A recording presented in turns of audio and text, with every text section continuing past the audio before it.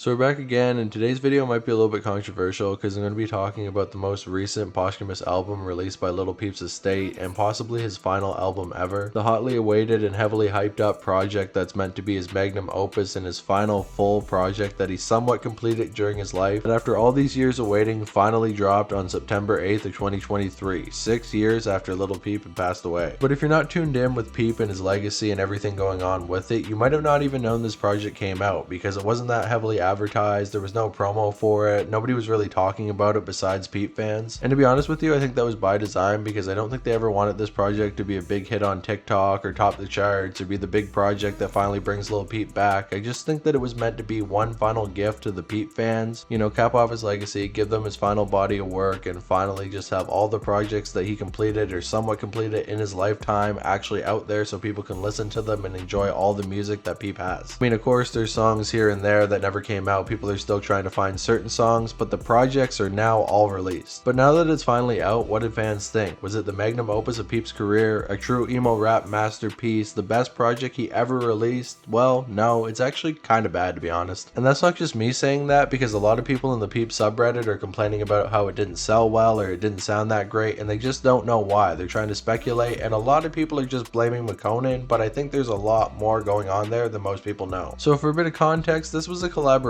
album between I Love McConan and Lil Peep that was conceived sometime during 2017. Basically, McConan came out as gay, Lil Peep started talking to him and telling him his stories about coming out as gay in the rap game. The two formed a friendship and decided to start working on a collaboration album, so after Peep got off tour, he moved in with McConan for a little bit of time, and the two of them ended up working on this project known as Diamonds, which was meant to be a big departure from his normal sound, because you see at the time, Peep was feeling kind of boxed in, like a lot of people only want to listen to him for his sad lyrics and his emo rap style. He spoke a little bit about this in his music, about how fans made him feel like he was boxed in, that he could only ever make one type of music, but with the type of person that Peep was, he never wanted to be stuck on one type of music. He never just wanted to be a rapper, he never wanted to be an emo rock person, he never wanted to be an emo pop person, he just wanted to be a person who could make all different types of music. This was also something that Juice WRLD suffered with a little bit during his career, never being able to escape lucid dreams and the label of being an emo rapper when most of his music wasn't really emo rap, but that was only one song and most of Peep's catalog was emo rap, so escaping that label was going to be tough. So they went to work making a more pop focused album. It seems like Peep was actually sober during the making of this album. They were singing, having a good time, and it was more positive and uplifting. It was supposed to deviate from the normal sound that Peep fans were wanting at the time. But unfortunately, as we know, soon after that, Peep would pass away on the Come Over When You're Sober tour, and they never ended up getting the album when it was supposed to come out, and we had to wait almost 6 years to get it, taking it out of its original context. And the road to release was pretty weird, with a couple songs actually being taken off the track list and reworked into remixes, like the Fall Out Boy song and Falling Down with XXXTentacion, which was definitely controversial. But for a while, it seemed like we were never going to get this project in its original state. It was going to be remixed, reworked, never actually released. A lot of people thought that maybe it was unfinished and it wasn't worth coming out, but people still had hope that it would eventually release in its original form. So when it did finally release all this time later, people were super excited, but it just sounds off. So why is that? Is it because McConan's singing is really that bad? Well, I hate to break it to you, but Peep also doesn't really sound that great on this project, which by all accounts doesn't make sense because we know Peep is actually a genuinely good singer even with all the mixing and mastering taken off, because when he performs live it actually sounds pretty good as well. So why does he sound so poor on this project? Well, I actually have a bit of a theory about that, and to find the reason I feel like we have to look no farther back than Come Over When You're Sober Part 2, Peep's first posthumous album that released right after he passed away. And of course, being the second part to the Come Over When You're Sober album, the first part released before Peep passed away and the second part came out after, but what a lot of people forget is that people didn't even enjoy the first part that much. They thought the mixing was overblown, they thought there was a lot of distracting choices made with the production, and they thought it should have just been put back to the more basic Peep style. So when it came time for the second part to come out, those complaints got even worse because a lot of people believed that Peep wouldn't have made these choices and that somebody else was pulling the strings and messing up his work. But unlike Diamonds, this project was almost completely done before Peep passed away. All the vocals were there, the beats were picked out, all that was left to be done was mixing and mastering, and who was put in charge of that? Well, Smoke-A-Sack. Now, I don't know that much about Smoke-A-Sack. He seems to be kind of controversial within the Peep fan base. I don't know what he did. I don't know what reason they have to bully him to almost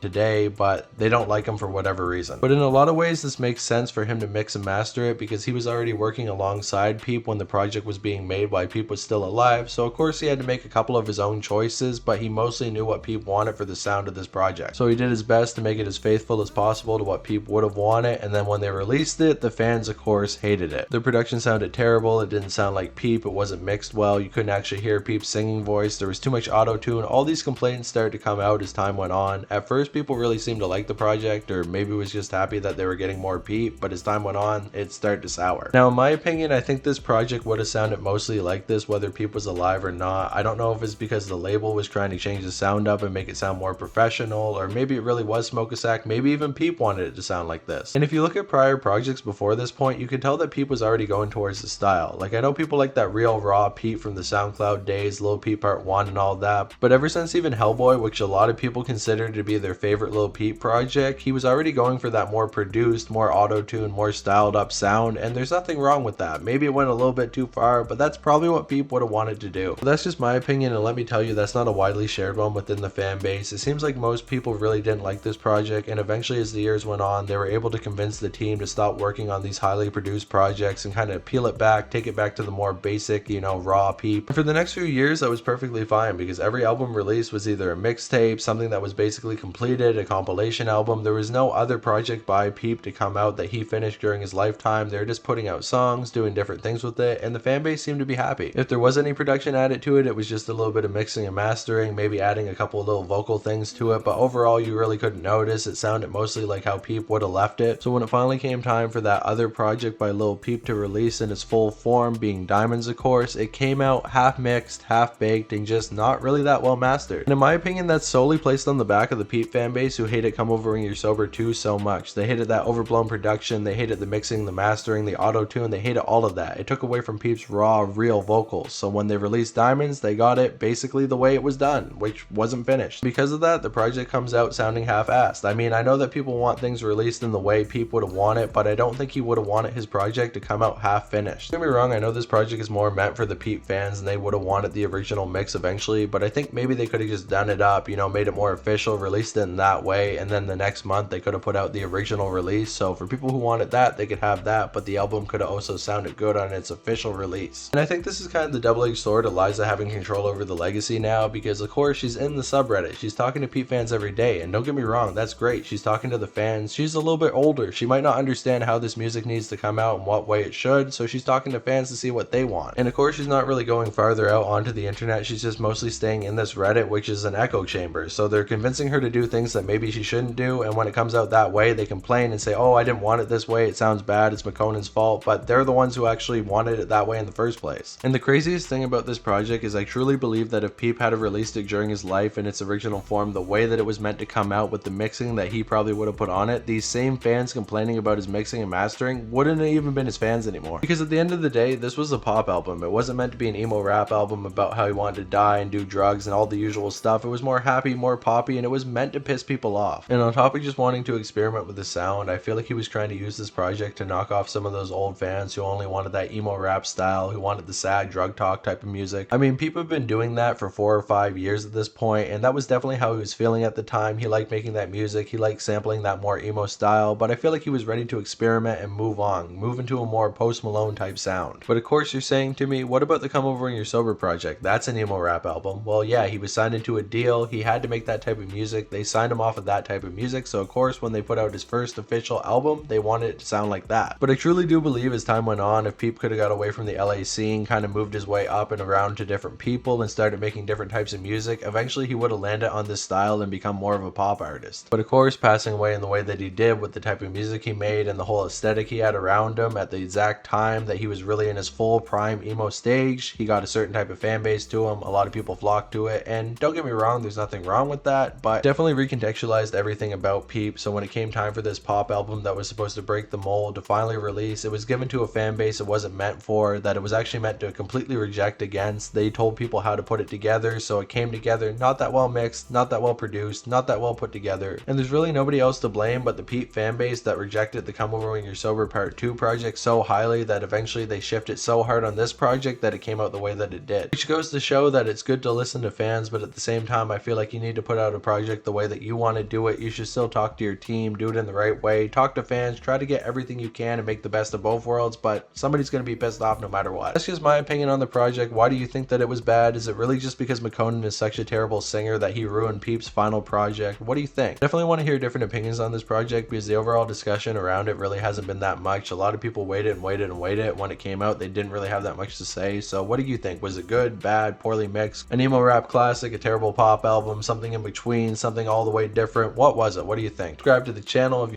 with the video. If you didn't like it, then dislike it. If you did like it, then like it. Sorry that the last few videos have been a bit more opinionated and not had that much research put in, but I'm definitely researching for some big videos coming up, getting back into the swing of things. There's been a little bit of break between videos, but we're back at it. Finally, I think it's only right that I give my opinion on how I think Diamond should have been mixed and mastered. So basically, I feel like you should have taken McConan completely off because of course he has a terrible singing voice. We don't need him. He's just kind of watering Peep down. Next up, get that terrible auto-tune off there. Peep sounds better without auto-tune, and at the same time take all the layers off the vocals because overall this is kind of taking away from Peep's raw, real style. The next thing you got to do is take all the production off of it because overall all that's doing is really distracting away from Peep's voice and kind of just overplaying it, overdoing it. That definitely needs to be taken off. And then finally, I feel like they really need to take all those stupid beats off the project because what is all that crap, all this music, all this like mixed shit? Like what is this? I can't even hear Peep's vocals. Get those beats off the project. And finally, with all those stupid distractions taken off the project and all the overblown shit on it, we would finally just have the way that Peep wanted the project. Just his vocals and the way that they were supposed to be, the raw, real stuff, the real Peep that we all need, man. But I'm killing the rest. I probably snap on the like it's Mitchell and Ness. Only in a perfect world. Only in a perfect world would we ever get that. But unfortunately, the evil Bexy and Smoke-a-Sack teamed up to take away that from us. To take it away, man.